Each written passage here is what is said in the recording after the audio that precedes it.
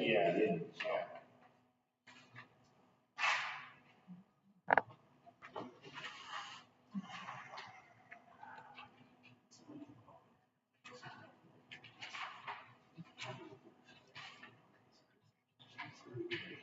All right, so I just started the stream, so just to make sure it's working here.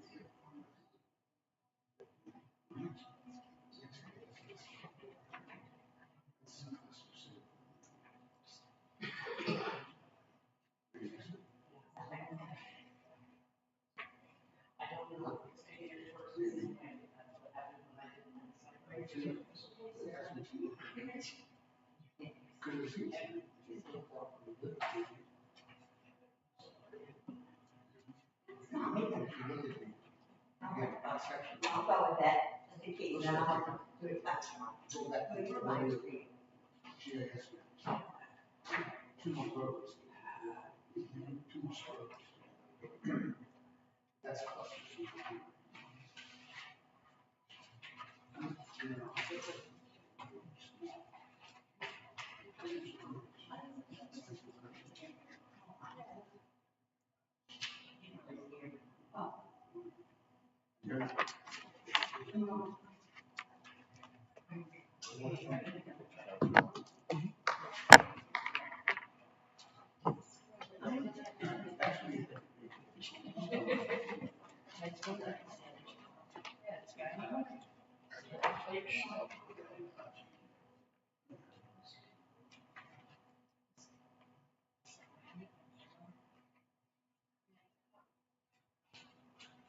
Let me know when you're ready.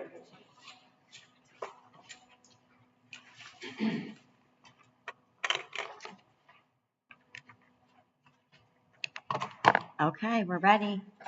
Okay, I'd like to call Tuesday, August 19th, 2025 meeting of the Oxford Planning and Zoning Commission to order at 7:35 p.m. First order of business, the pledge of allegiance.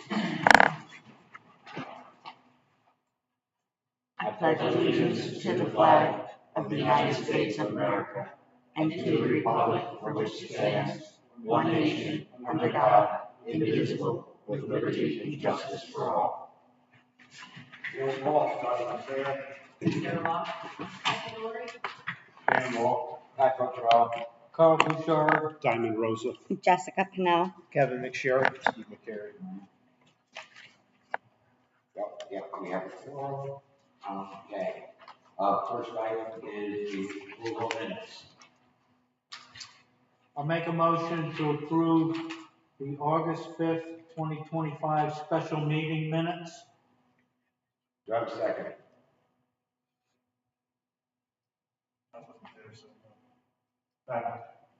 Do I have a second? Second. Sorry. All in favor? Aye.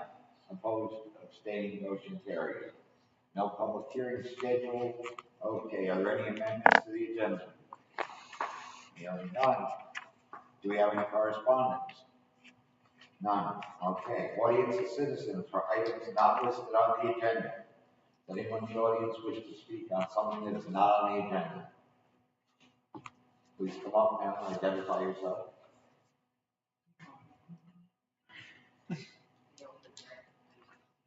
Linda Chuplinski, 30 Freeman Road. Linda, you just have to turn it on. I turned it off, just the flip the switch. Linda Chuplinski, 30 Freeman Road.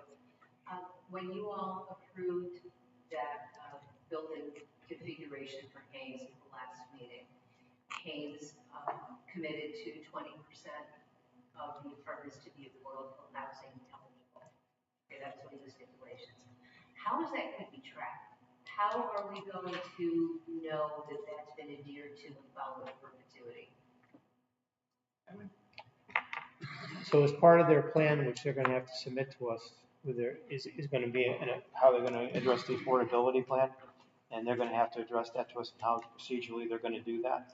And typically, they're gonna have a point person in their organization that's gonna keep us up to date on as the units are built out and how they're rented out. What they do is they also put a declaration on the deed. If a workforce or moderate is sold at the 40 or 60 or 80% or whatever we decide, the lawyer will come in and give us a copy of the declaration. It goes on the deed. Okay. And they can't, from what I gather, they can't sell them, or they can sell them at the price they pay for them, but they can't sell them for a Well, profit. they're going to be rentals, so Okay, so- it wouldn't be a covenant against a sale, right? Because they're not freestanding Correct, you're right. homes.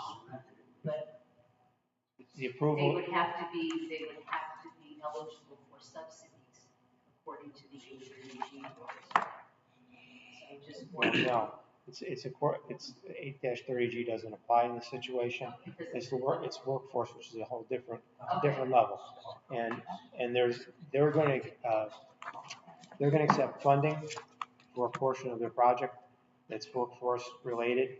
And also there's subsidies that go to people who are workforce renters. And those all have to be reported and calculated, and the state's going to make them go through some hoops as well.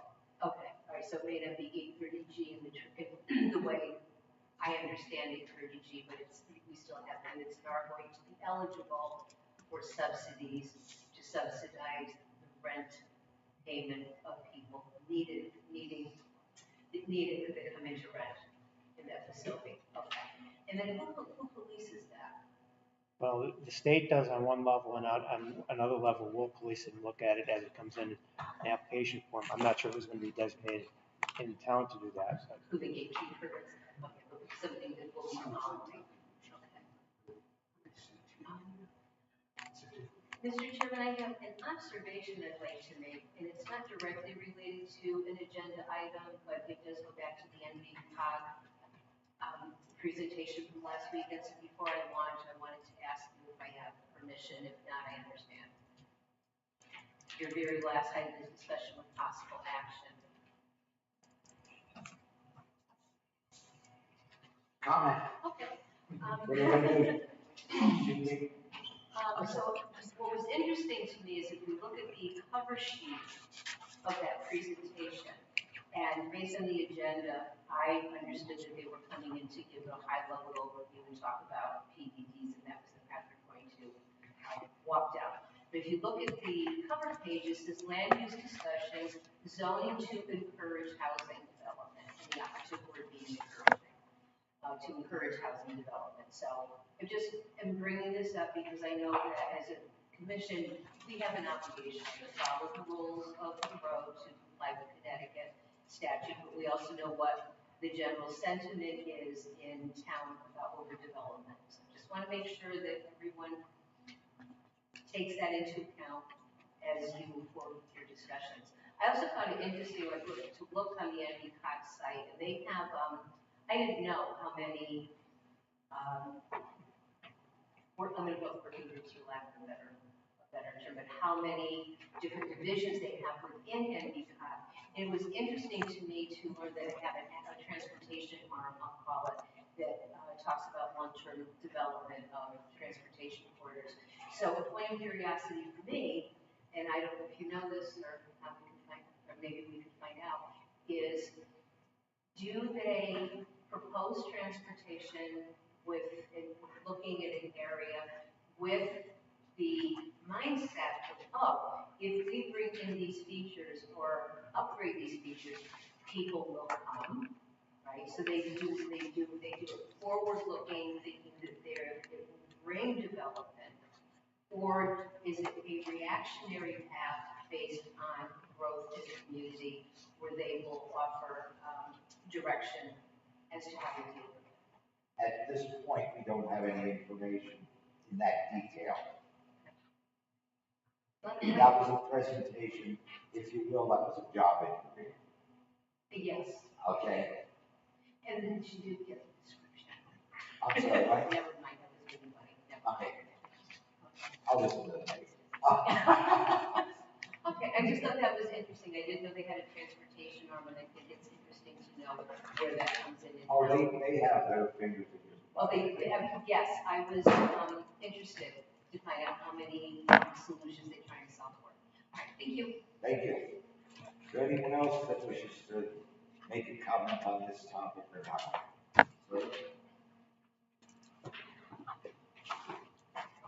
Jim Lott, 91 Robinson Road. Just a question, maybe Kevin, this to you, but my recollection, whenever Mr. Haynes came in and talked about the new building, he had said it's going to be workforce housing. And as that doesn't count towards our affordable housing quotient of planners. Correct. Okay. Just want to make sure of that. That's it.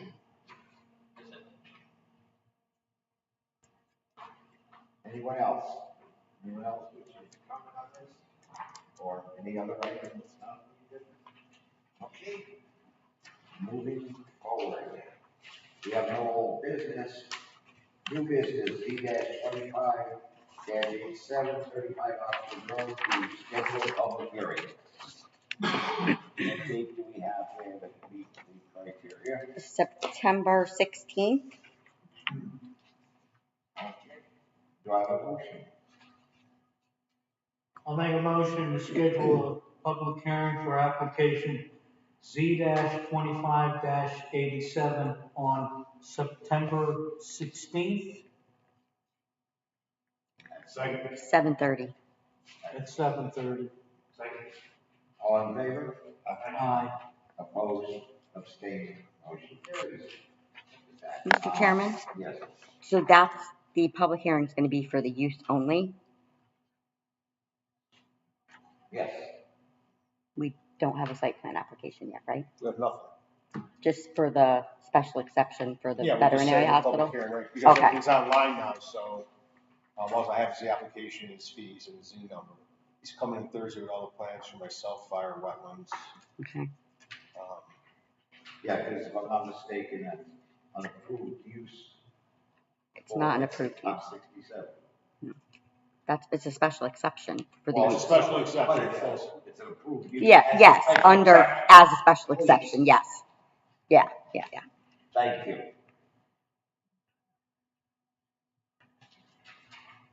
All right, so that part's done. Let's skip over zoning enforcement. Do we have any, invoices? No. Okay. Other business. Informal presentation by Attorney Thomas of the committee regarding Z-10-011 Central Park Associates LLC, 94 Christian Street and Markey Road, Lot 2 and 202 for settlement on 5/12/11. Sir. Thank you. Chairman, Attorney Alfred Thomas, Colony Thomas, 315 Main Street, Dover, Connecticut, representing the applicant, Matt Loomis, who's the owner of Central Park Associates. Very briefly, if you don't know, this was the result, this approval that exists on this property was the result of an 8-30G application that went to the court, and it came out with a settlement in the court for site plan for 140 townhouses with an affordable component under 8-30G. And that was the agreement with the site plan. The site plan was recently, the time period for the site plan was recently extended by this commission. And the applicant now, like that discussion, the commission in informal discussion, because after consideration and looking at certain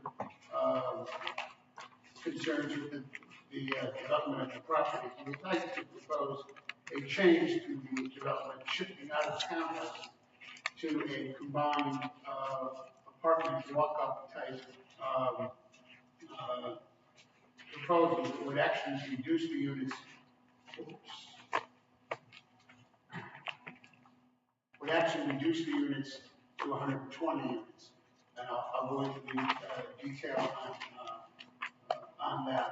And but I want to state from the beginning that what his desire is to hopefully, eventually, if it's successful, to develop the entire site at some point, but that would require coming back from this commission to amend the site plan. In this area, next to Central Park is a project that I believe his name is Canterbury, and it is cluster single-family homes being built. They're smaller homes being built. They seem to be successful. From a planning perspective, and I know you had a planner here last week, it is one of the most discussed topics going on right now is building housing, various types of housing in the areas of industrial and office development.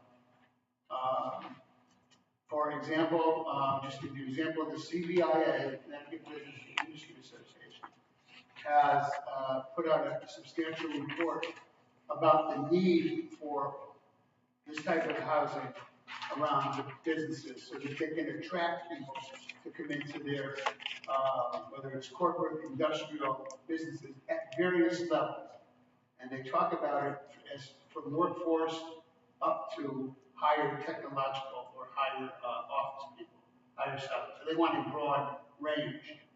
And so this is something that is becoming very popular. I deal a lot with the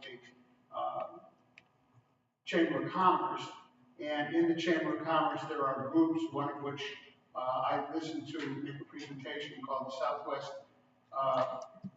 Southwest Connecticut Manufacturers Association. And they are tremendous advocates for getting various types of housing and supporting it. Oxford, if you know, Oxford has a large industrial area with a lot of businesses in. So, but the first page of what I gave you is actually to give you a comparison. On the top is the proposed modification of the site plan. On the bottom is the approved site plan. And I'm proud of myself that I was actually able to orient it correctly, with the roads and everything coming off of Christian Street. So you can get a general idea of what the approved plan was, which was a little more spread out, because these were all townhouses, than what is going to, these are concept plans.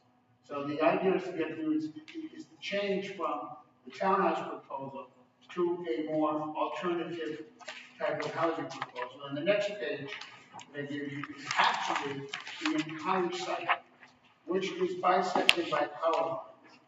The entire site showing, and on it, showing that proposed area, but also showing the other areas of the property that could be developed in the future. And done so with maintaining conservation easement areas all around it. And just for orientation, since lawyers tend to be directionally insufficient sometimes, the Canterbury is to the top of the page. So if you look at there, the top of the page of the plan is what abuts Canterbury. So you're running together. To the right of the page is single families along Larkey Road. And certainly to the top, as you go farther in, you go into your more heavily industrialized area in the town. The second page of the two-page thing is again the specifically phase one proposal, which is the area, as you can see here, there, and hopefully you can make it out. There are 3-story buildings with 24 units. There's 2-story buildings, they call them walk-ups, 2 sets of those. And so the object here is to take it from the condos and turn it into a project that is more residential rental use. And instead of the condos. Now, you can still rent condos, but this is evidenced by the fact that there is a tremendous market here. And in this area of Oxford, in the industrial area, we were talking about bringing people into the industrial area, this type of housing is simply not available. Anywhere reasonably close, you have to come, frankly. We're talking about Corey Walk. If you have Corey Walk, will be the closest place where you have substantially large apartments. But as you can see, it would occupy a little bit less of the space than is in the proposed site plan. It would reduce the number of units from 140 to 120, but be along the same footprint as the site plan. Then the last 2 pages that we gave you are from our architect. These are not what is going to be built, these are the types. So when he talks about the 3-story apartments, he's shown an example of an existing project, which has the type of 3-story apartments. And the second page is the 2-story walk-up. So those are the type of units that would be residential rental units. They would still have a affordable component. And I did some of the work for him just to clarify something on any affordable unit. And this was a S30G. There is as the CEO said, there is a caveat that is recorded on the land records. Different towns have different formats. There's some really good ones drafted by some of the better lawyers who do S30G. And that goes on in land records in the rental situation. Of course, there's a deed restriction that goes on when we have S30G. And I'm not really sure. I mean, when people go, there's a program called Build CT, and this causes confusion with a lot of commissions. Build CT is a construction funding program that funds affordable units. And those affordable units are workforce housing at 60% to 120% AMI. They are funded construction for permanent loans. And they have a limitation in the contract of 20 years, a requirement of 20 years. And there are certain terms and conditions in it. It is a program that is separate from the S30G. People don't understand that. You can still have an 8-30G approval. If you have an 8-30G approval, whether it's mandatory or voluntary, and you have the 40-year commitment, an applicant can still go to Bill Connecticut and get the money, because it's low interest loans like 3.2% or something like that. You know, that is available, but then you're bound by whatever this commission does. You're not bound by you don't go into the 20 years. So there is flexibility, and I will just tell you, if you ever want a thorough explanation, there's a duo that can appear and have appeared before other commissions, Mike Santoro from the Department of Housing, and you know what? At my age, this time of the night, I'm losing the name of the guy from Build CT that can come. He's a wonderful guy, and the two of them have done presentations to other commissions, which I have sat in the audience and listened to, and they're very informative. It might be something you might want to consider in the future. And both of them are more than willing to come down and talk and do it. But anyway, we'll answer any questions about it, but we just wanted to have, like it says, an informal discussion, changing over from the townhouses to residential rental and reducing the number of units at this point. I have a question. Because of the magnitude of the change, if you will, does this have to go back and replace the approval? No. I don't think, right now, there is, I mean, I'll forget, right now, there is a stipulation, and the stipulated judgment is done with an appeal or anything like that. So right now, the ball's in your court, but we're not expanding on the stipulation, we're actually reducing it. The issues of the expansion of the development doesn't have to go back to court, but it has to go before this commission. That's your jurisdiction. Here, there is an approval, there is a stipulation, and the court no longer has any jurisdiction over what the jurisdiction that it has is that the approval is for 140 townhouse units with an affordable component. Right. And we're not changing, we're reducing the number the court, let me understand this, the court wasn't sitting up there going, well, you have to build condos. That was part of the agreement. The court said there was, I don't know how many units were in the original proposal. 65, 65, 62 or 65, when it was in 06. But at first it was in 06. Oh, that was age restricted. Right. And then we went to court because of the leaving the age restriction on. Right. Right. There were appeals relating, they changed it to an 8-30G. As a matter of fact, Tim Hollister, the 8-33 guru, handled the matter, and after litigation, I was not involved. No, I know. I didn't see your name. In any fashion. And this was the result of the settlement by the court, and it became a court order. Right. So that court order then binds the parties to the court order. So it binds the parties to have 140 units with an affordable component. That's what it is. What we are doing is changing the type of unit. The court order does not bind the townhouses. This commission has a control of what type of unit. I understand that. I'm not sure. But Well, did we have a question? Well, I mean, you can say no, you can say yes. That's what I mean by the control you have. You're the zoning commission. Please. Just a question for clarification. You go back and forth between calling it an 830G, the approval, the court order. No, it was an 8-30G application that went to the court, Right. and then the result that came out was a stipulation for 140 units with voluntary affordable component, which is still governed by 8-30G with the limitations. An 8-30G application that is filed under the statute before this commission then requires an applicant to have 30% of the units as affordable, designated affordable, 15% of which are at 80% AMI, 15% of which are at 60% AMI, area median income. Okay, and what an 8-30G does is flip it around.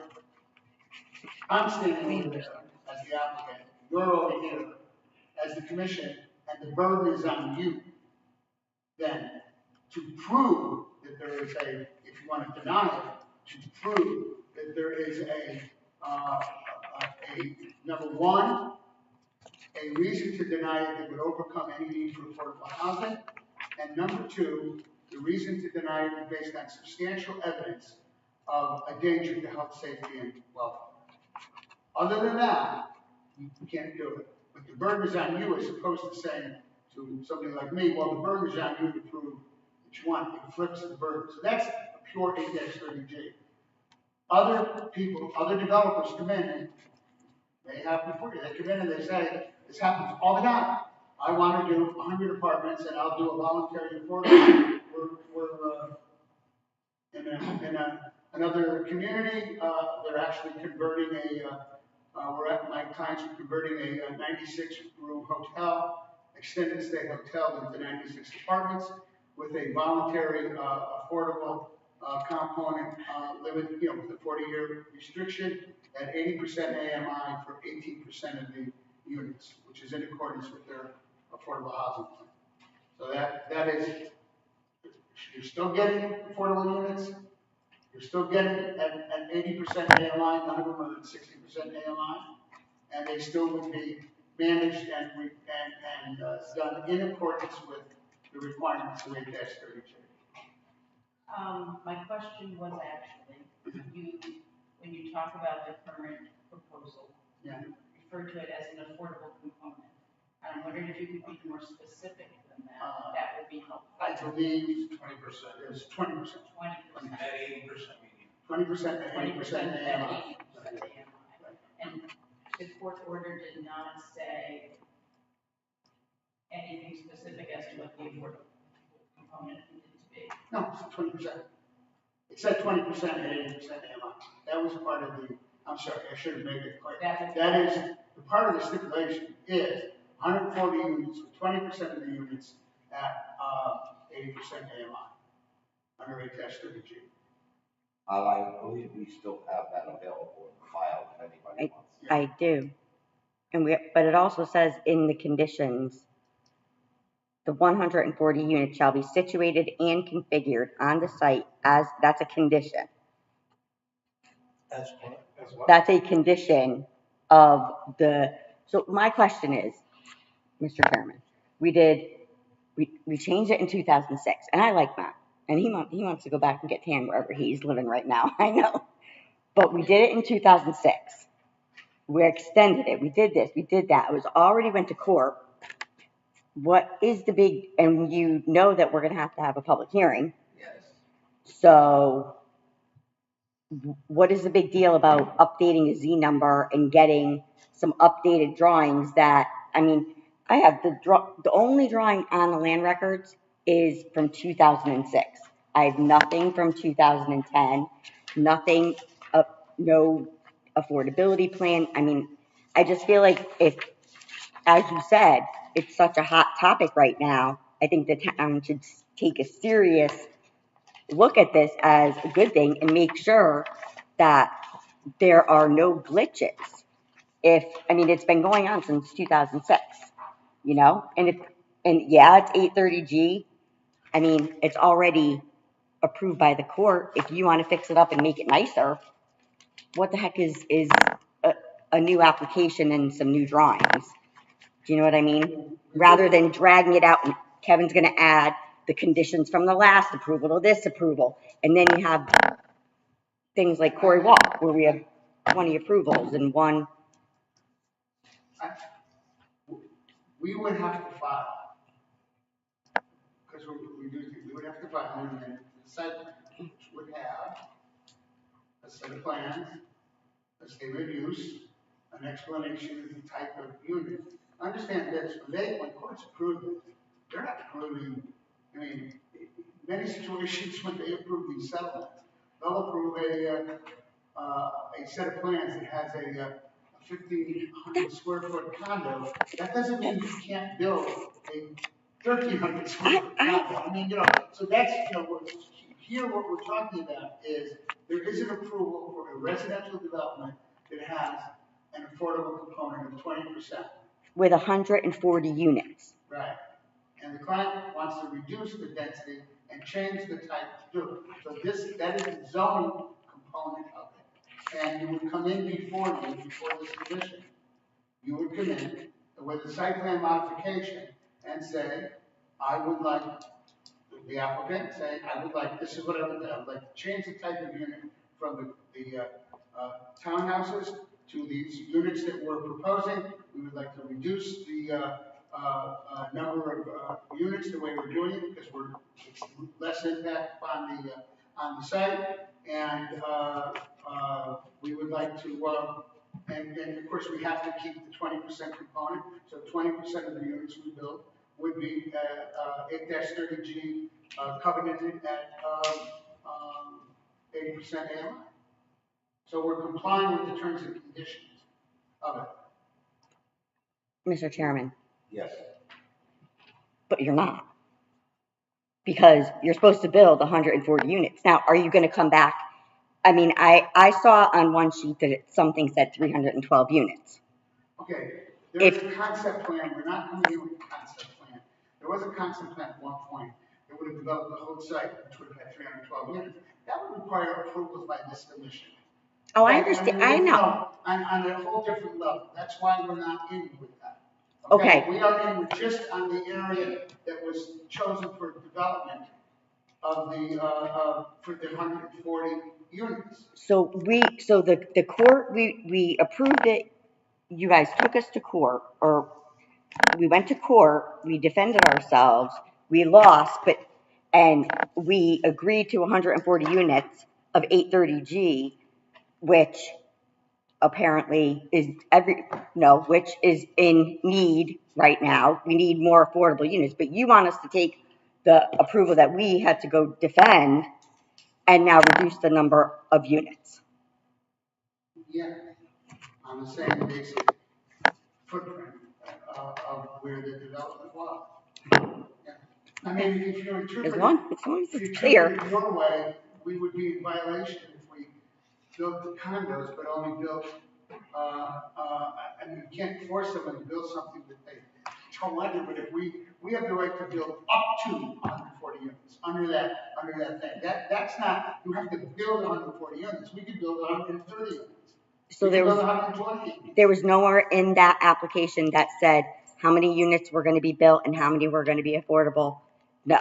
No, the approval was, the best way to read the approval, and I'll defer to Kevin, is you can build up to 140 units and you have to have 20% of them at 80% AMI, under 8-3. And that's what the court said. Yeah. Whatever the application was in front of the commission, however many variations of the application existed throughout the entire discussion, at the end of the day, what the court says, you can build up to 140 units, 20% of those have to be affordable. And that's the rule of this application now. Now, if the applicant comes in and says, we want to build a little bit less, so the variance of the number goes down to, say, let's just pick a number, goes down to 120. I don't even know if that's the number. 20% of those would have to be affordable. So you get 24 affordable units. So that's the number that holds fast, that 20%. The number of units, how that's going to be configured, those sort of changes. Yes, Mr. Loomis has to come back in front of the commission just to set it up and make sure it's done correctly within our regulations. But he has a cap of 140 to build, and 20% have to be, and that's the rule of the case. So it makes it kind of, we've seen a lot of variations over the years of what this property could be, it couldn't be, but this is where we're at. And Mr. Loomis got in his request to extend the site plan for another 5 years, and in a timely manner within the time framework that was set out by a lot of the COVID statutes, and he got it in. Now he's here in front of us with the ability to build up to 140 units, 20% can be affordable. Yeah, my focus is on the townhouses. I believe that the original application had townhouses, and did the court stipulate that there would be up to 140 townhouses? That was what the application was before. So you want to come in and change them to apartments. Maybe we like townhouses and maybe we don't like apartments. Then you can deny the application to amend the site plan. Okay. It's not the Thanks for the court. clarification. I'm not saying that's what I or we want, but I just want to know they actually approved townhouses. Right. The court is not authorized. The court is, they're approving a housing complex. However, because that was, the stipulation was that, in order for us to change, we have to come back before you. And to amend the site plan, this was say no. We want the approved plan. Not amend the site plan. I mean, if you want to be really technical, then at that point, an applicant, and I'm saying this, not saying this applicant will do it, could come back in with another 8-30G application. Let's not go around that circle. Again, you know what I mean? The goal here is to work with commission and say, listen, this is, right now, the market tends to dictate. And I'm not saying there's no market for townhouses. People are building townhouses and renting them out, but after studying and looking at it and looking at building costs and everything like that, the applicant made a decision that I'll reduce the density, but I think there's a better market for this type of vehicle right now, this type of housing community than right now up in the industrial area. But again, we're here informally, the ultimate decision, I'm not here to tell you this is what we are going to do. I'm telling you, this is what we would like to do, but we have to come before you with an application to amend the site plan. And that's part of these pre-application discussions are to get a feel from the commission what their thoughts are, so the applicant has some direction in which to fill out their application. Yeah, excuse me, I gotta sit down, I'm having a bad issue with my back. But in the sense that, you know, this gives them some feedback and helps them polish their application before it comes in front of us. You know, and that, you don't have to give any consensus, you just have to give ideas. There's no commitment on Yeah. the parties' part. Exactly. That's what pre-application is. It's an open discussion, to kind of get the feel of what the applicant wants, you know, where we're coming from, and, you know. So I guess the only thing is like, you know, this is an approved site. You can start digging and build townhouses, you know. Townhouse. Technically, right. But that's what I'm saying, so it's not like this is a new housing development. This has already been approved. It's basically what we're looking at is the style. And that's it. To me, it's a big change to go from townhouses to apartments. I mean, it's a big change. I'm not saying it's good or bad, it's just a big change I need to think about. Let me give you an example of this with townhouse.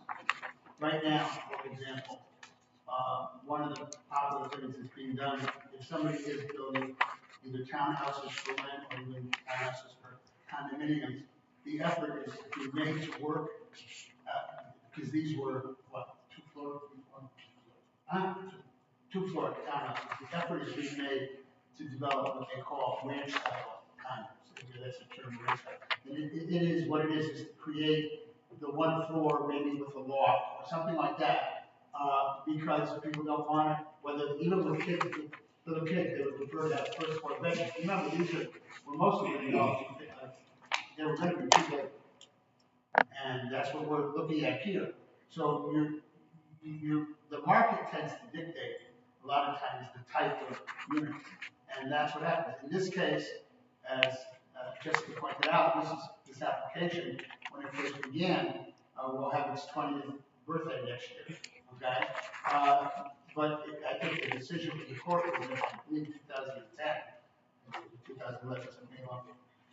Since then, the market changes. The numbers and the obligations on the part of the applicant, they don't change. In order for them to change, we have to come back to you. But what we're saying is the number of residential units we would like to change and change the type, because we address the market without the commission losing its 20% worth. And I think, you know, as a commission, it would behoove us to take all the existing approvals and everything else and study them. And you know, trust but verify. Sarah? Jessica, the chair, Jessica, you mentioned you don't have any drawings or site plans since the 2006 application. Would it be helpful if we could get those site plans from 2011? I'm sure I have from, well, I'm saying that were filed on the land records as official. I'm sure I have plenty in my. There's no filing on that. The map for Central Park is filed on the land records The original, from 2006. okay. I mean, there was no requirement to do that. That's why I wasn't around. I was around. course you were around. Yes. Mr. Chairman, my point was just that if we're going to entertain the site plan modification, it's important to know that we have the original site plan, which is being modified, so that we can better understand the magnitude of the change. That's all. Yes, I do agree that. How is the Mylar not required to be filed on the land records? I wasn't even specific, but that's exactly what I meant. You have to file it within 90 days of the approval. The approval with the conditions, Subdivision, yes. the original site, what if we change it from to? Site plan has, No, it doesn't go change just for the sake of subdivisions change have is this. ridiculous. Oh, yeah. Gotta There's get no one. plan. Site plan, arguably, that recorded address, just get extensions of it until we find if they get out. So I I would guess it's say, for like Crater Lake I and, mean, and you know, Canterbury. should we encourage him to move forward with this, or tell him build the townhouses and go away, or what should we tell him? Mr. Chairman. Kevin. I'd like to make the suggestion and review the record before we do anything else. Well, we're not voting on anything anyway. This is the discussion, so. Yeah, we gotta absorb more, so. I think my one question is that, and this is what set me in motion on looking, because none of these commissioners, hardly any were here. Nobody. Were you even here? Were here when this all happened. So looking at the original plan, then the plan that got approved by the court in 2011. And you're saying that this is a comparison? Wait, I is this, put it on one sheet just so you can see physically where it occurs on the site. So that shows you the concept plan that we want to do, which is the 120 units. And then I think underneath on the bottom is actually the site plan that is approved by the court. Understand something, when the court approves it, again, I defer to Kevin to correct me if it's wrong. When the court approves a plan like this, the court is putting a ceiling on it. Okay? The court is putting a ceiling in someone's building. I The understand. court doesn't say, you have to build this number. That's not The what court I'm is saying. basically saying to you, what, in terms of the stipulation, you can't build more than this. That's But not you're what I'm, allowed to build this. that's not my question. That's not my question. No, I didn't even finish my question. My question was, this bottom and this top, are these units over here, right? This is the whole plan, The bottom. the bottom, is right? the approved, is from Site the plan. approved site plan. Okay. Court decision. This part, right here, that is a portion of that? That is the same area. It's an overlay. It's an overlay, it's the overlay of that same area that was allowed for the development in the, courts. The top portion does not encompass the 62 acres. It does not. No, It does not. Okay. the 62 acres is comprised on the, no. It's the same, Jess, I think. This one?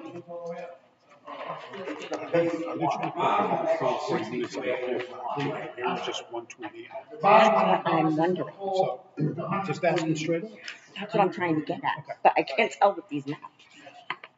So this would reduce the amount, yeah.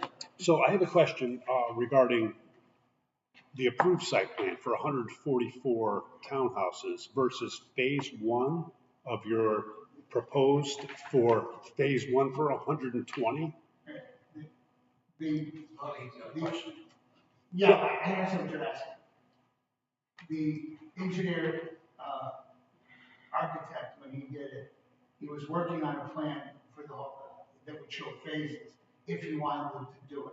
What we finally said to him is, okay, just give us the area, the area that we were designated as phase one, which dealt with the 120 units. He left the phasing, the other phasing numbers in there, okay? As to what he had done a site plan that would have encompassed the whole 62 acres, just like the settlement did, which would have increased the number of units.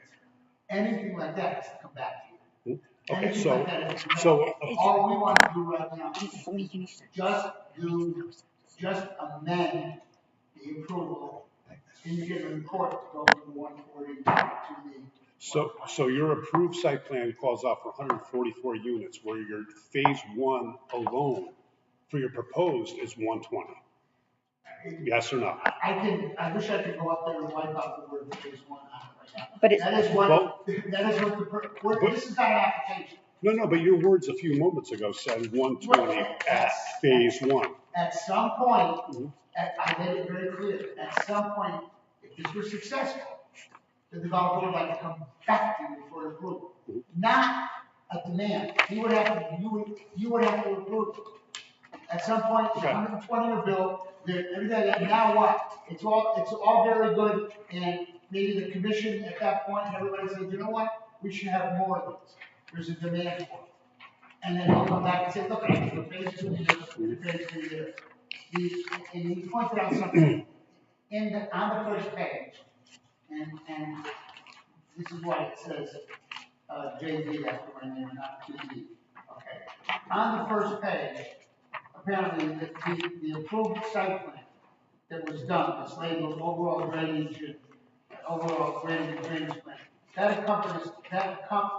That goes through basically the one end to the other, all 162 acres.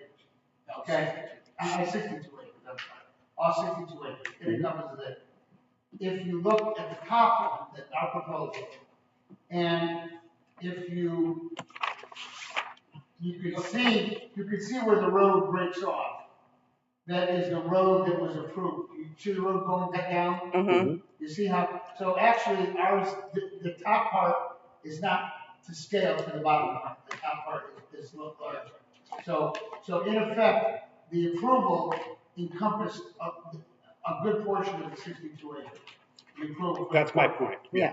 My point is that the 62 acres, you have 144 units. You're breaking it up in chunks, and now you're gonna put 120 on one chunk. Right, and So- in order to do that, we're gonna amend the site plan. So by doing that, we're eliminating we're taking the 140 and taking it down to 120. Now, if we wanna do more, we have to come back before this commission and get an approval from this commission, not for a site plan, for this commission to allow the development to allow residential development on the rest of the property. There's no matter of right or anything like that. I don't understand.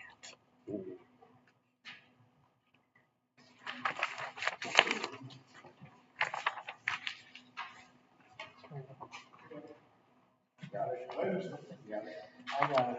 You do? You got it? Good, explain it to me later. Is this project phased as it is? This project already has more than one phase in it? No, your old one. So it is 3 phases. Actually encompasses part of the second phase. That's over the line. Okay. That's, all right. Because I see it referencing some of the approval of phase 2 landscaping. Let me know if I'm wrong. The original proposal was 2 unit buildings that were 160 something. It was 62 units duplexes, so to make this approval easier to get it, as you're saying, we put them 4 in the same site plan. Right, we basically just pushed them together, Yeah, we just put 4 into the duplexes. and that was like the second rendition, if you will. That was the second time we went in. Yeah. Because the original duplex is what was denied. And then with the quads is what went through the court, stipulated. Just trying, how we getting old and memory. Yeah, we're both a little older and back.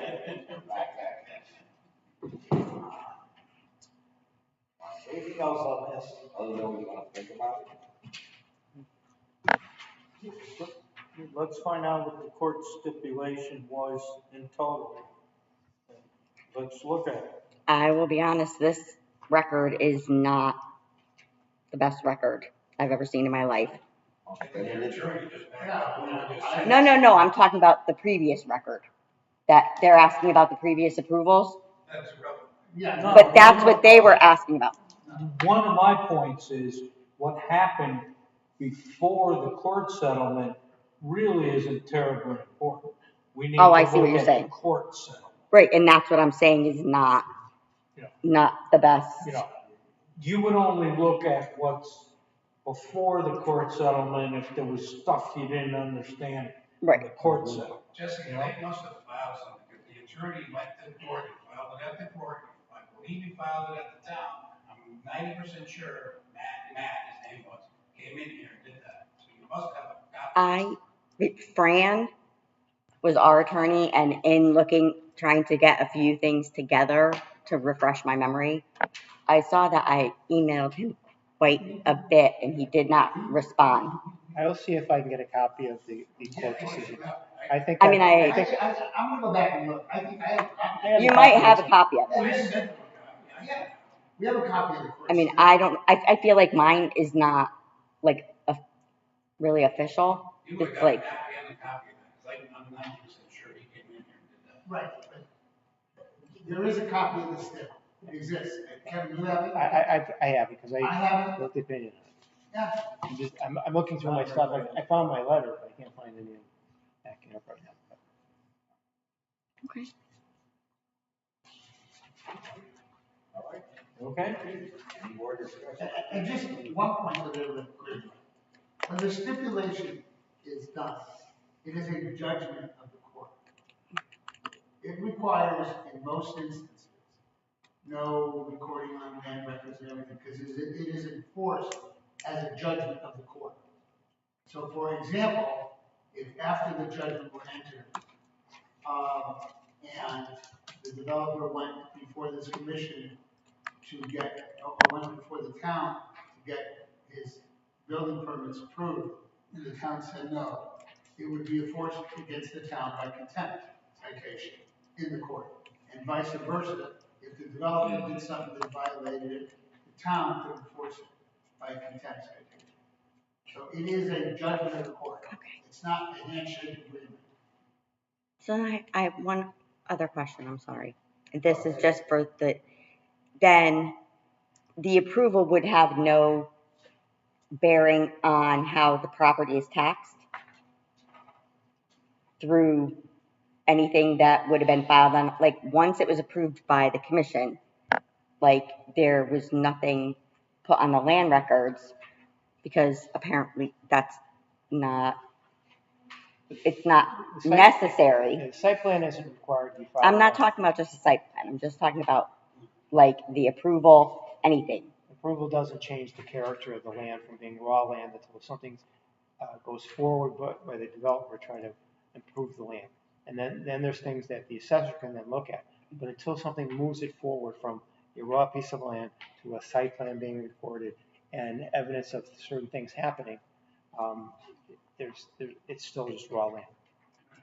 And I think to change the tax structure, that's where the concept of subdivision comes in. You take a big parcel, you break it up into separate lots, now you have the separate tax. No, I was just curious because every other person that has gone, and Kevin said to me, it's because they weren't moving forward at that time with their approval. Therefore, that's why nothing is on the land records, not for any other reason. Because Garden Homes put something on right away, you know, Canterbury, Glendale did, you know, before they turned into Canterbury. So I didn't know if there was a disconnect or it just apparently because they didn't have to. Mr. Chairman, Yes. could I request that we put this on an agenda so that we know when we're going to get up next? And I would love to know, do I need to come in and ask for these records to review them in advance of our next discussion, or can we have them sent to us? I can send what I have. Thank you. Do that, please. Hello?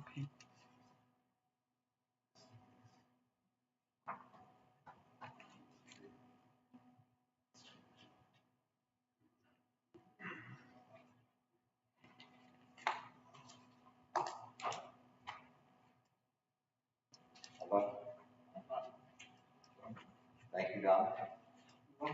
And, didn't expect to see you this time. Yeah. What are you on? A little bit early. You're on Titan One? My niece used to live there when she was married to her first husband. Oh, really? Yeah. Yeah, it's a cool place. He was some kind of weird environmentalist type. Years ago, where it was Thank you for your time. Thank you. Good night. Good night.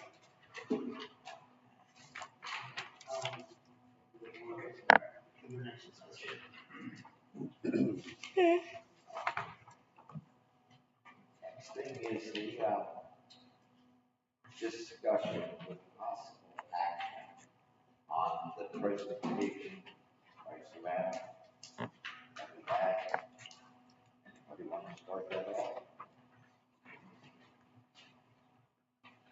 If I might start off, I understand that Linda was asking more about the NBCOG, and it might be helpful to understand their role before we consider whether we're going to hire them or not. They were originally started as transportation people because that's a regional issue that crosses town lines. So something that the state felt that about a county we needed to have a regional approach to since transportation crosses town lines. So that's where they got their start. They are a council of governments, so they answer to the chief executive officer in each town that is part of the council of governments.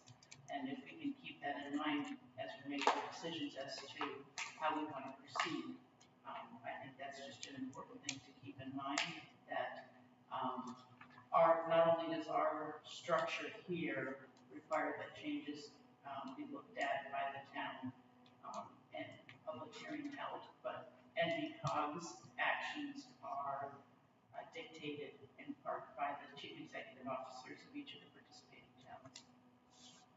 That being said, I was most interested in what she presented as the loading zone option as opposed to a PDD or a PRD, because that seemed to give us more control over setting some guidelines before the developer comes in with an application. Well, the specifics, think of what she presented to us as a job interview. Yep. So, that's the approach. What she talked about, that we come if the town decides to hire her. Yes. That's, or I say hire her, but Contractor then become. contractor to be out for her services. That's, Would we be able to specify that it would be SM Yes. services as Yes. opposed to one of her? yes, in fact, I actually have a motion now. Thank you. Anybody else have any comments about this?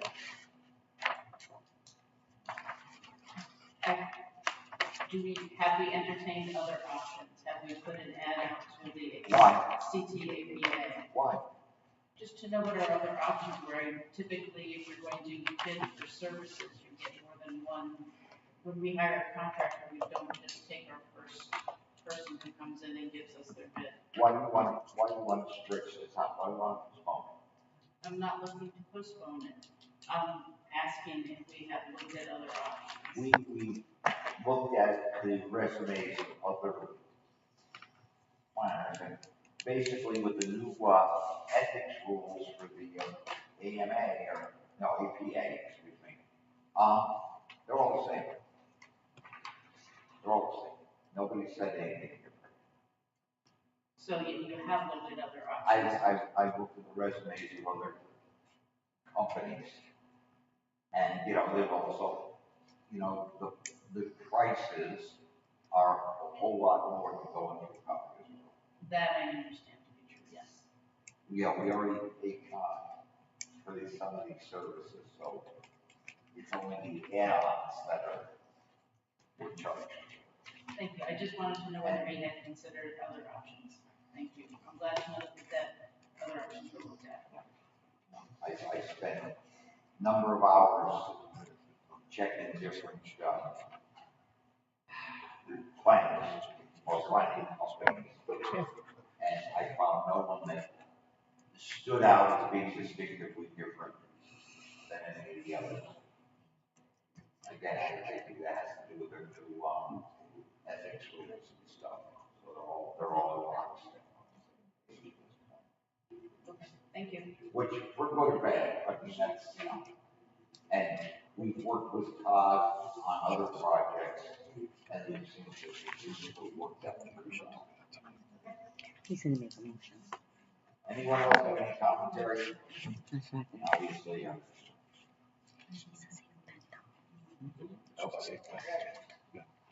okay, so I move to forward to the Board of Selectmen to contract Savannah Nichols Balava and NP Cog to act as a consultant planner to aid the Planning and Zoning Commission in developing regulations that would expand housing options in the town of Oxford. Do I have a second? I'll second. All in favor? Want to talk about Okay, you want to discuss it? it? I don't have anything to say.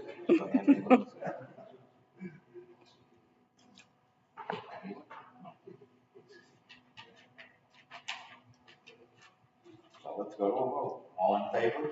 Aye. Aye.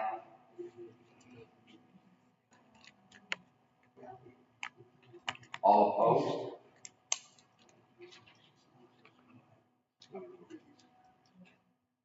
Abstain.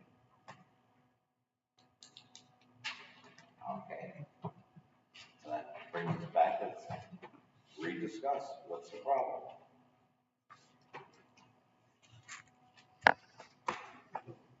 Can you read the motion again? Read the motion again. Please.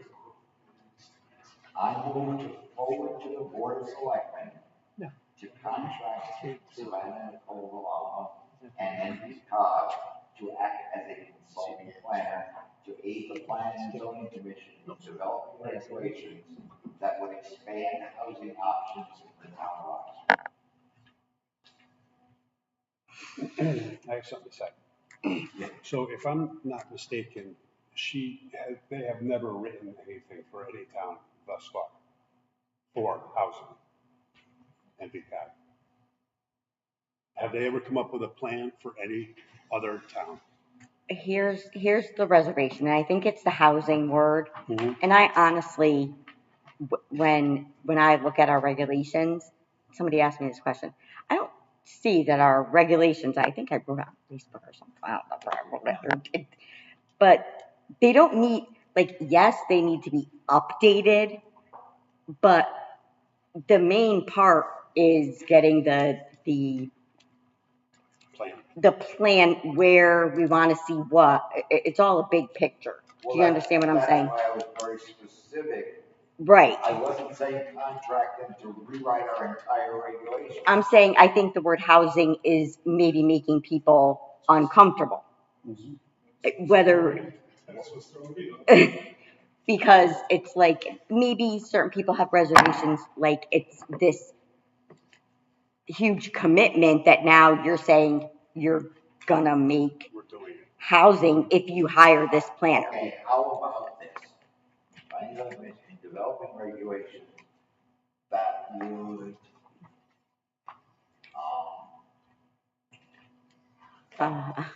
And you tried to call me. I did an adverb.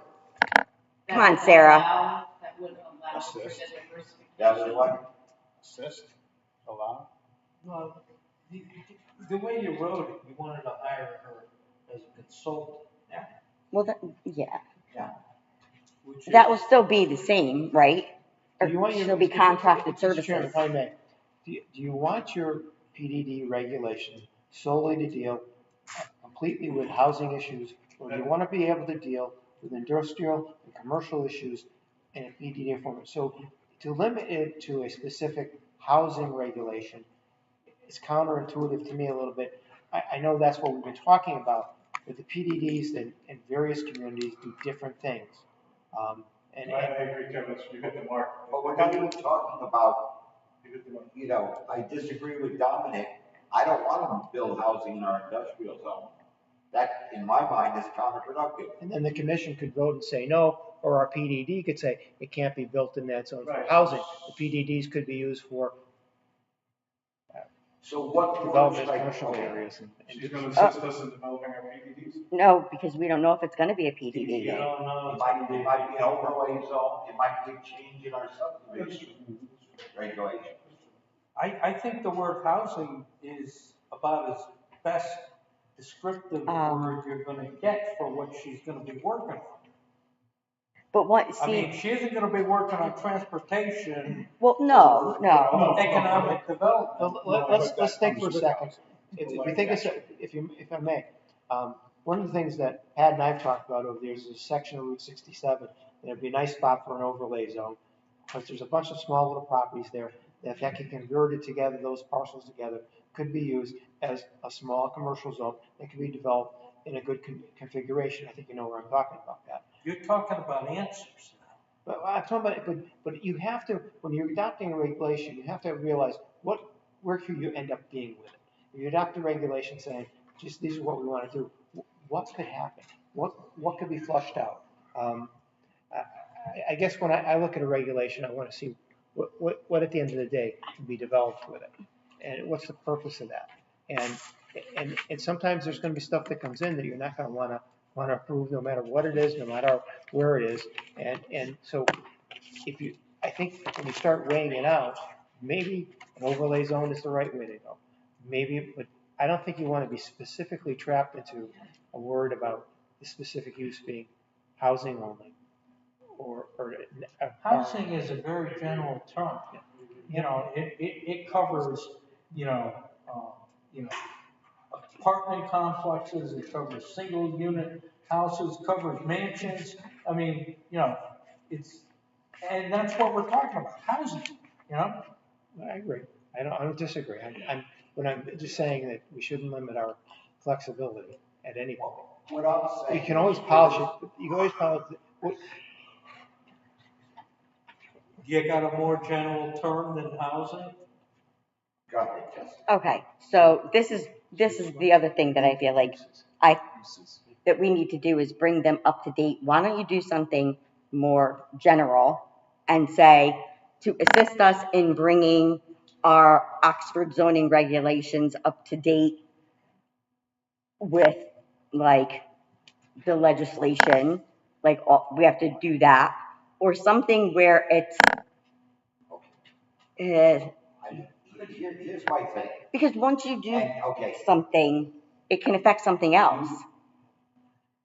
You and I have had many discussions on my feelings about COG and that type of organization. I understand that. Okay?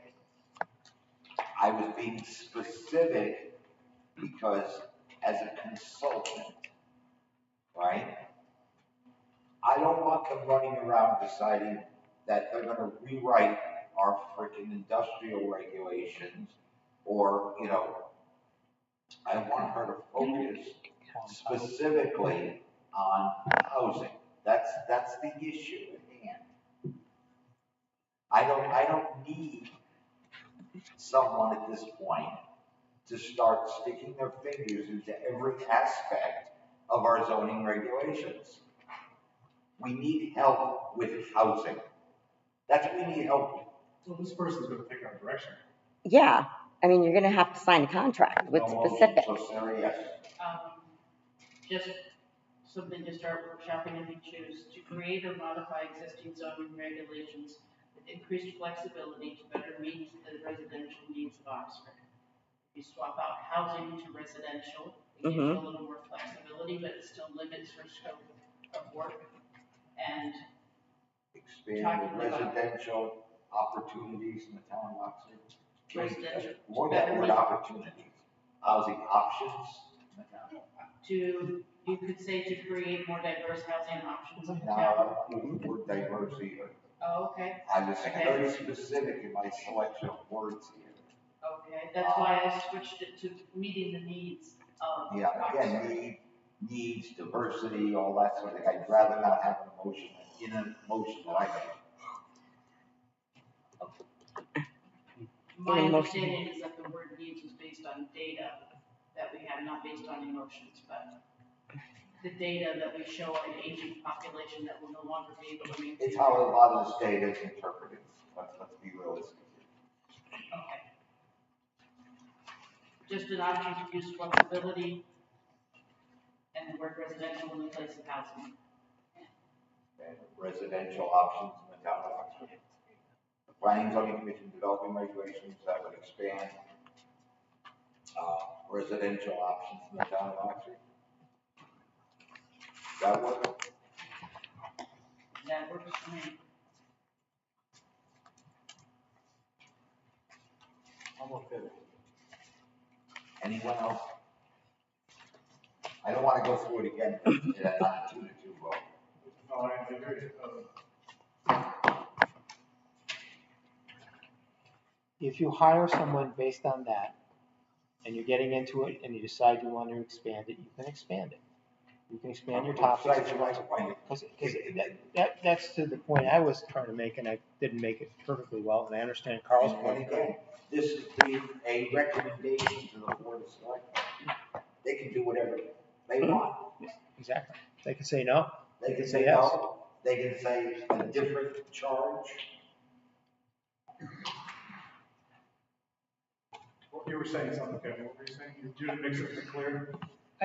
Once you get into it, you're going to see you're going to have different ideas, and your ideas can always change. You can always modify anything that comes in front of you. You could go all the way through it and say, that's not for us. That's not the way we could do it. So, that whole process is still in front of you. I think Attorney Thomas always emphasizes you guys have the control, ladies, and so you do have the control and the authority to make your decision on what you want to do. So taking whatever commissioner's input is very important, and you'll be able to guide the conversation once you have someone retained. Even though you've given them kind of an idea where you want to go, they can give you some ideas, but you can always challenge any of the thoughts. And you've all been here long enough that you certainly know what the heck's going on in town, and can make decisions in the best interest of the town.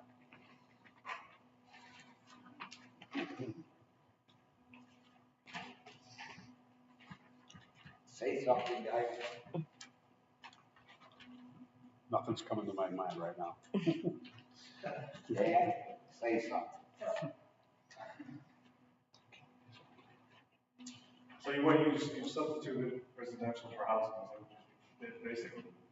Yes, residential. Residential options is what it says? Yes. Residential options. Planning and Zoning Commission is developing regulations that would expand residential options in the town of Oxford. I guess that's where I'm coming up. It's almost like that's the charge. Expand. Expand. Okay, so it's not the word housing, it's the word expand. How about consider? It's ever evolving. What? It's ever evolving, that's the problem. Well, Kevin, you're saying this is not going to be this person's charge. Well, they're gonna start with that, but that can change as you go along. If you hear an information that you don't like, or you have information that comes in that you think is more important or more prudent, you can always add to it as you go along. Because at the end of the day, it's the commission that's going to end up reviewing it. That's right. I get what I'm talking about, right? So we adopt this, right? We're giving this person a charge to expand residential options in Oxford. And then we don't like the person, we tell them no. What does that do to us? Well, It's a decision you make. whatever money we spend, just that's all. They have no authority to put this in place. No, I know, it becomes part of the record, you know, it becomes part of the record, and that's the charge we made, and we told them no. I don't like the work product. Are you suggesting we not hire anybody? No. Just not this person? No, it's not this person, it's the wording. Got nothing to do with the person. No. I think Commissioner Wall is saying that, and Commissioner Rose are saying, how we define what the work's going to be is important to them. And where's that going? Are we going down a road where it's looking to expand housing in all these different directions, or It sounds like that. or are we going to? Okay, for instance, okay, what we just discussed was expanding housing options in Oxford. okay? That's expanding housing. Anything that's other than, in my mind, a 6,000 square foot house is an expansion of the options. Because that's all that anybody's building. Sure. Right? Mr. Chairman, Yes. I think something we need to consider is, something that Dominic Thomas shared quite proudly, is that town like Shelton has 111 PDDs. Mhm. I don't think that's where we want to be. And I think if we don't develop something that shows developers what we prioritize and what we want our town to look like, we're going to get soup to nuts applications, people trying to beat the door down, and then we're going to have to wade through them. Whereas if we give them the guidelines up front, we may be able to narrow. They don't want to spend years in court. They don't want to fight this. They want to get their stuff built. And if we can show them what it is we want, we're more likely to get what we want, as opposed to have to fight off the stuff we don't want. Well, we do this by making a plan. By making a plan, Right. like using Savannah and Nicole to help us do it expediently and effectively. And again,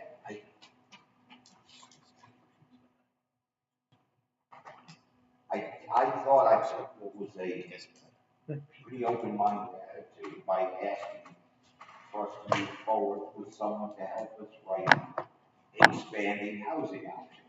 I just think we should say no. Let them sue us. No housing, no condos, nothing. Other towns do it. We're 25 apartments away from setting a moratorium. Correct? So that's my personal opinion. 67 is packed. You can't go up in the industrial park. That's never going to happen. That's my Well, personal not opinion. if certain people have their way, we're going to build housing like That would be never happen. factories. Come on. You heard it. Do we want like another? Well, we can never meet what we need from the state of Connecticut. We need 550 units, which is what, 5,000 condo units or 830 Gs. Like, you don't have enough room. You can never reach the 10%. You can't It's reach almost a mathematical possibility. It's Almost. in the infrastructure. I mean, that's my personal opinion. Jessica is very And certified. according to the state infrastructure, it's not my circus. What's that? According to the state infrastructure, it's not my What are they going to do? I mean, Litchfield does it. Washington Depot does it. They all said no. Woodbury, no. What's the town next to Woodbury? Roxbury, no. They changed their zoning to 3 acres, no condos, no apartments, nothing. But hey, I'm just the CEO. My personal opinion.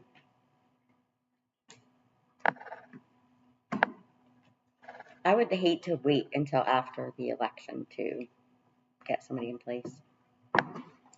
No matter what we do, it's going to take 6-8 months anyway. Well, as far as, I just wanted to get the ball rolling. And I think that that's very good intention, because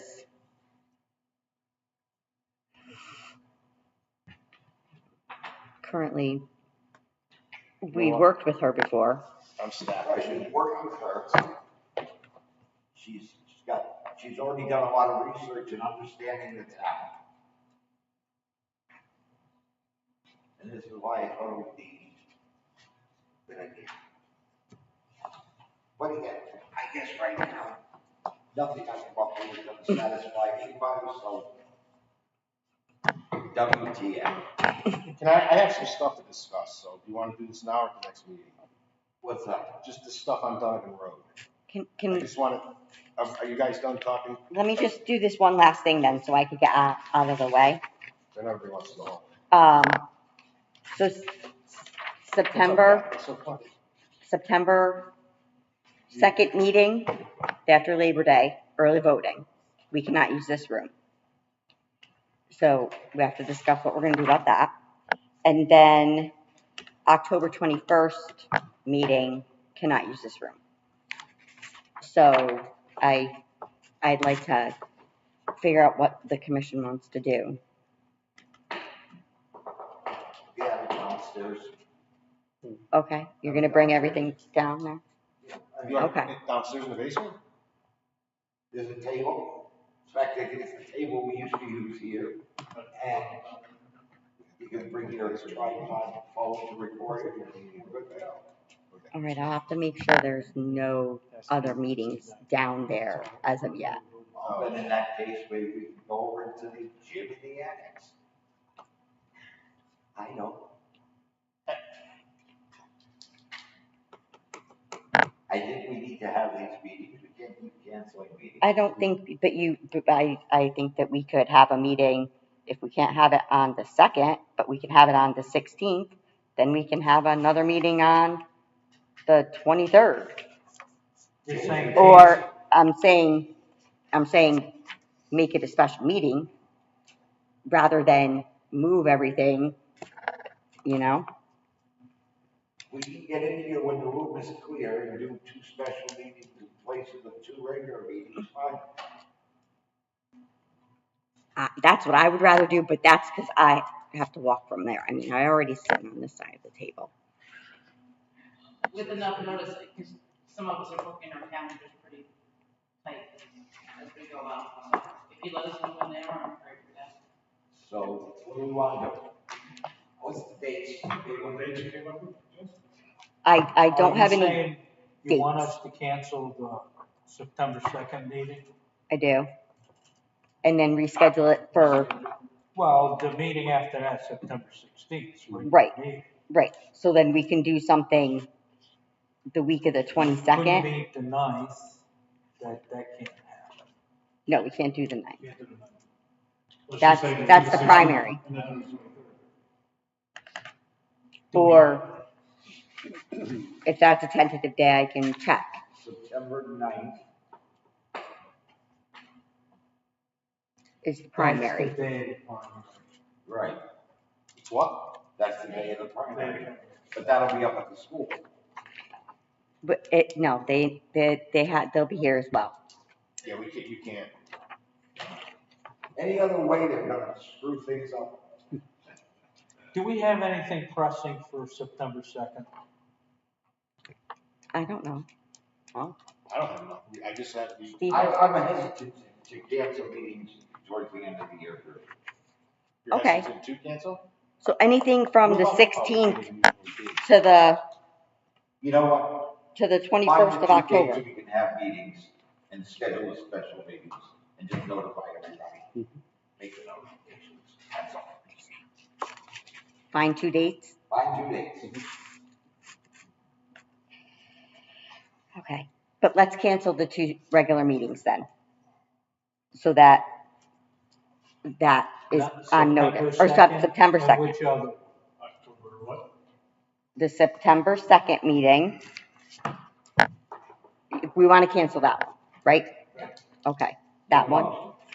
I'll make a motion to cancel the September 2nd regular meeting of the Planning and Zoning Commission. Second. All in favor? Aye. Opposed? Abstained? What was the other one, Jess? The next date that we can't be in here is October 21st. Why is that? Early voting for the election, General election. general election. We can't jump back a week before. We'll just have Let's do it on a Sunday. 2 weeks. Yes, we probably That's could. like 3 weeks before the election, or at least 2 weeks. We might be able to do something The 14th. the 14th. I'll just have to check. Okay, so let's cancel it. I'll make a motion to cancel the October 21st regular meeting of the Planning and Zoning Commission. Second. All in favor? Aye. And you will get the 2 dates, make sure we can have the room, and that's the days we'll have the special meetings. Okay, Hopefully, everybody can make it. and I will do that ASAP first thing tomorrow, so everyone has the dates. And So- drop.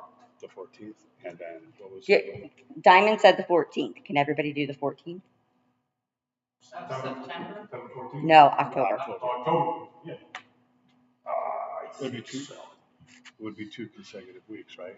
There. So then we would be here the 7th and the 14th, 2 weeks in a row. No biggie. That's fine, we've done that before, with special meetings. All right, it was your idea. I'll take Make a motion. I'll make a motion to have the October meetings, October 7th and 14th, 2 weeks consecutive. Okay. All in favor? Aye. Opposed, abstained, motion carries.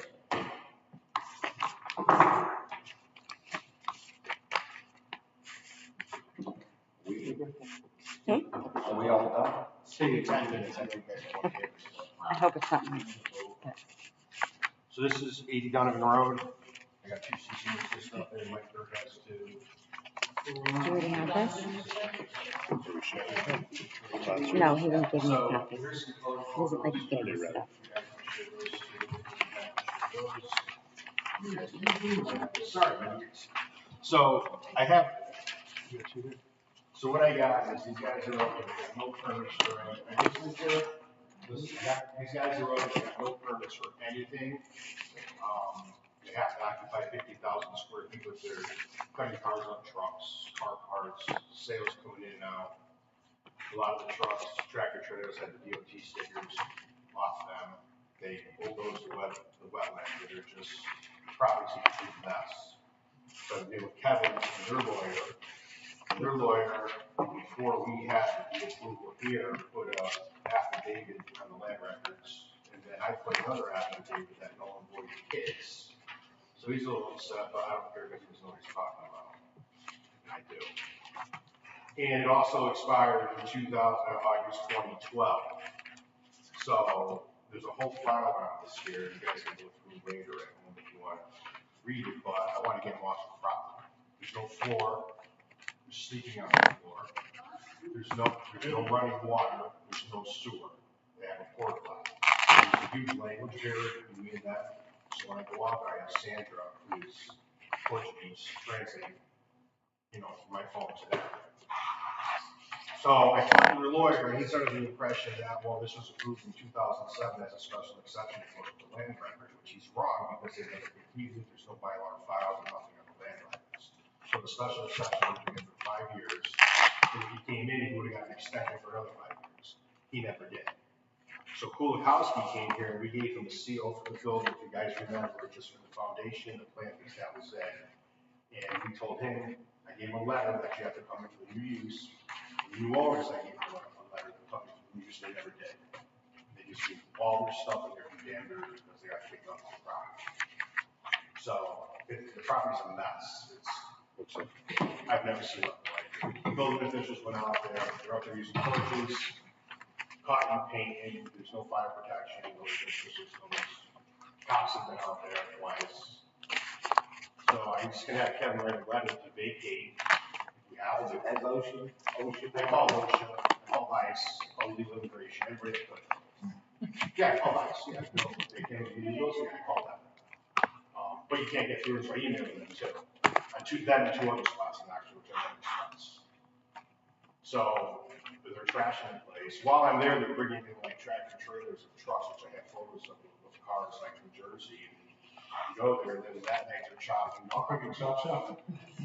I don't want to say it's legal chop shop because I don't know if I don't know, but it's I don't have a use to put them in there on anything. If you go to page 3, what I just gave you, it shows the use you can do if you're under the 50,000 square feet. This is nothing about wholesale, retail cars, truck terminal. Their surveyor told them and their lawyer last week, this is a truck terminal, you can't do this. But I don't think they understand the language. And you're saying that they're living in the garage? Okay, so wait, let me rephrase. I didn't see them sleeping there, but there's cots and sleeping bags. I have not noticed them actually snoring, so I assume they're staying there. They have a refrigerator, stove, a gas grill. Mm-hmm. But I haven't seen them going night-night. Because it's an expansion of housing. So, I got 2 other. What's that? I said, whatever. No, I I'm got not- 2 other. Hey, I got 2 other problems like this. Sorry. I got two other properties like this too, but I'm not gonna bring those up now. Probably the next meeting, but this is like on my plate to go. Plus they dozed in the wetlands, they killed a bunch of salamanders and worms and turtles, you know. So when they doze in the wetlands, they're parking all their dumpsters, you know, that's the scrap metal, trash, garbage, like, you know. So chemicals inside the building, there's these big white bins like filled with diesel and fuel. And What do you need from us? Just permission to, yeah, I need them to get off the property and go back wherever they came from. They got kicked out of Denver. I told them to go to August. But I can't. I've been out there every other day for 2 weeks. I can't. They don't speak good English. I got you. They look at me like I got two heads. So I need Kevin to write a letter. To either vacate or whatever you think to. I think the first thing we do is tell them they got to cease the illegal use of the property. They're conducting a commercial truck junkyard, basically, and that's a prohibited use under our regulations specifically. That being said, the only use that's allowed there is the one that was filed back in 2007, which was Kulikowski's use, saying he was going to use it for his contracting business, park a couple vehicles there when they were not in service, working out somewhere, and keep his stuff there. That's what we approved. That's the only thing that's been approved there. The affidavit that Steve refers to is this whole argument that whatever's going on there is a non-conforming use. And this is before Kulikowski came into us and got a site plan approval so he could finish his building. We got a site plan approval for foundation, and you didn't ask what we gave you that. The use that you applied for in 2007 was a special exception, never finished it. So it expired. So in my mind, and Kevin and I differ on this, it's null and void. Because he never finished it, he never recorded it. So I don't know, their lawyers say it goes with the land, it hasn't been abandoned. But even so, it isn't so much that we disagree on it. I said, for argument's sake, say the 2007 approval was correct. It's limited to the statement of use that was done at that time. They recorded as part of their affidavit, so they know darn well what the statement of use was. So that other information is about 20 pages on the land records of an affidavit saying all the things that they can do there, but none of it is this. And this is an illegal use, so we're going to go proceed with our cease and desist. We have to honor their right to process. Once that's done, then we'll take them to court and get an injunction. Yeah, they just all hours of the night. And Are you all set? yeah, and he also has to get a new use permit from building too. And I know building was out there, and he'd be in a bunch of BOPA codes, you know, whatever they are. Jess, do you have anything else? No way. You don't have anything to say?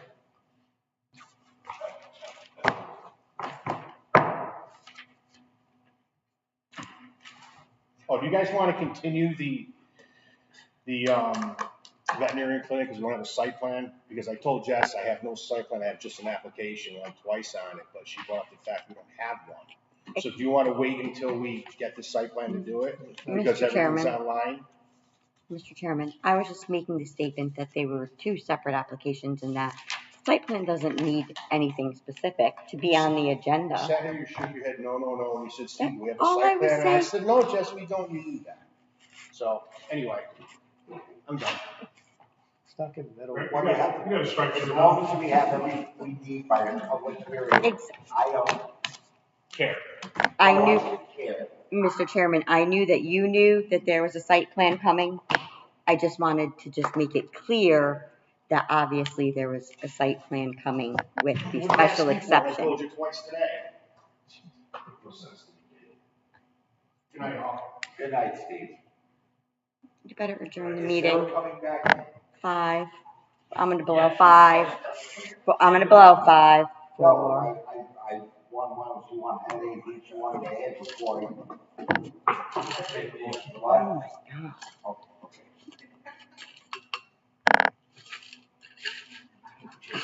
I just got to come back.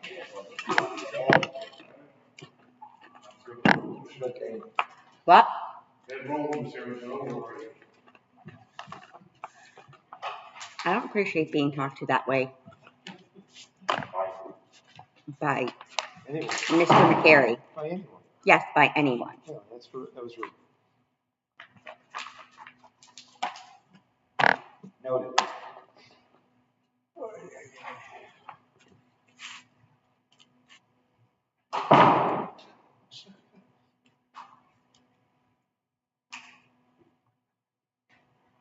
Did you ask her if she has anything to say? I'm sorry. She didn't This answer? is like comedy hour tonight.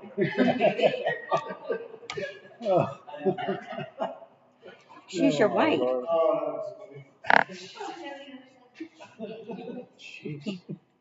What?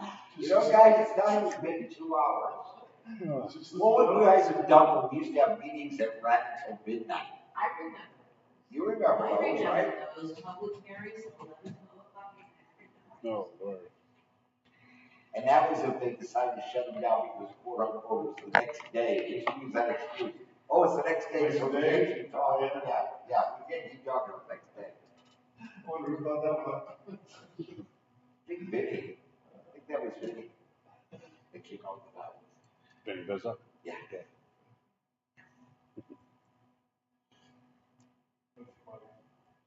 No, I like the way they dress. Yeah. I really did, yeah. I like, Yeah. I like it. I tried to emulate some degree. I can't seem to get the consensus we used to get. But of course, that again was the issue of housing. Yeah. Are you okay, Sarah?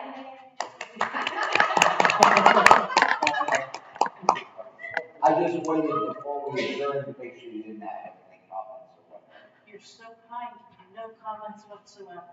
Okay. Dan, why don't you take Want me to make the motion? Sure, take Josh's spot. Motion to adjourn. Second. All in favor? Thank you, everyone.